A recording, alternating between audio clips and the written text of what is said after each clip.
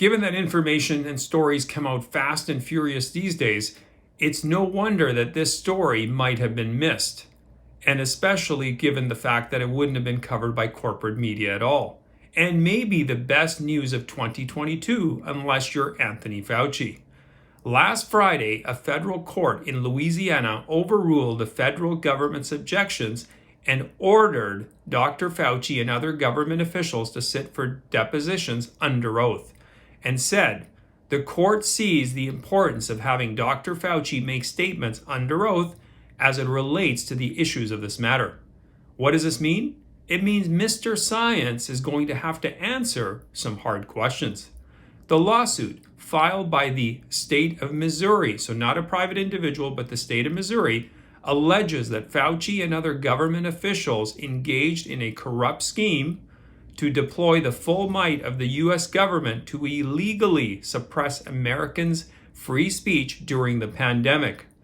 Examples cited in the court order include the Hunter Biden laptop story prior to the 2020 presidential election, speech about the lab leak theory of COVID-19's origins, speech about the efficiency of mass and COVID-19 lockdowns, speech about election integrity and the security of voting by mail, censorship and suppression of speech by plaintiffs Dr. Janta Bachetra and Dr. Aaron Caherty, co-authors of the Great Barrington Declaration, censorship and suppression of Jim Hoft, owner of the Gateway Pundit, on social media platforms, censorship and suppression of Jill Hines, co-director of Health Freedom Louisiana and Reopen Louisiana, on social media platforms.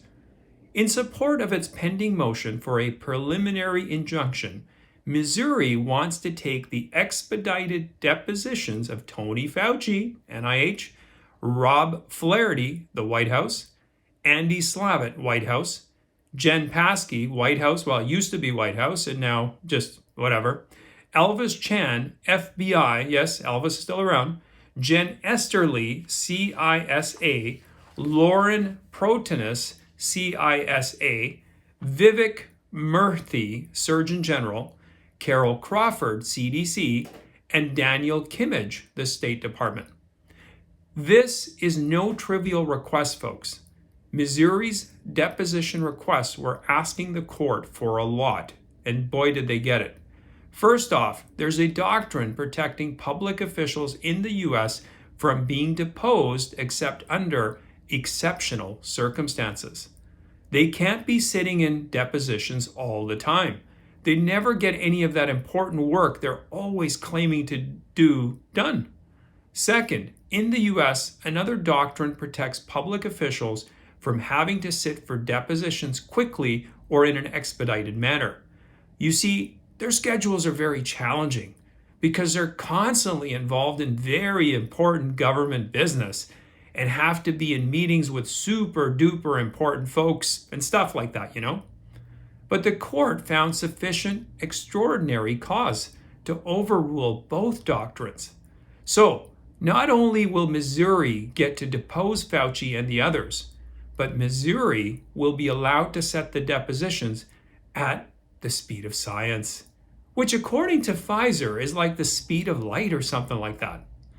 It also appears that the court has already found that Dr. Fauci was involved in censorship efforts. Oh, surprising. Just from the publicly available emails we have.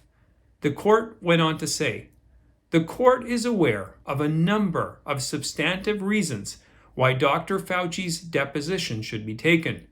The first is the publicly available emails that prove that Dr. Fauci was communicating and acting as an intermediary for others in order to censor information from being shared across multiple social media outlets. And the court has no doubt that Dr. Fauci was engaging in communications with high-ranking social media officials, which is extremely relevant in the matter at hand. Now, pay particular attention to the court's use of the word prove. The judge wasn't just saying Missouri alleged Fauci was involved in censorship. No sirree, Bob. The court said the publicly available emails prove it. That's a galactic difference. The court then went through each of the other 9 witnesses, one by one, and cataloged the factual reasons why exceptional circumstances exist for each government witness and explained why they must sit for an expedited deposition. Now, if you're like me, you've been frustrated over the past 2.5 years watching the courts remain silent on the loss of civil liberties, especially here in Canada. And when they did weigh in, most of the time, they sided with the government and against freedom. There's no doubt that the wheels of justice grind ever so slowly. But based on the news, at least we know they're still grinding south of us. And given this fight is a global one, that's good news for all of us freedom-loving people. Now, I put a link in the notes below for the legal filing, so please download it, check it out. Thanks for watching. I do appreciate it. You can also follow me in my Rumble on my locals channel, locals as well. If you're new to the channel, please subscribe, and especially if you're new, check out some of the past videos, and I will see you next time.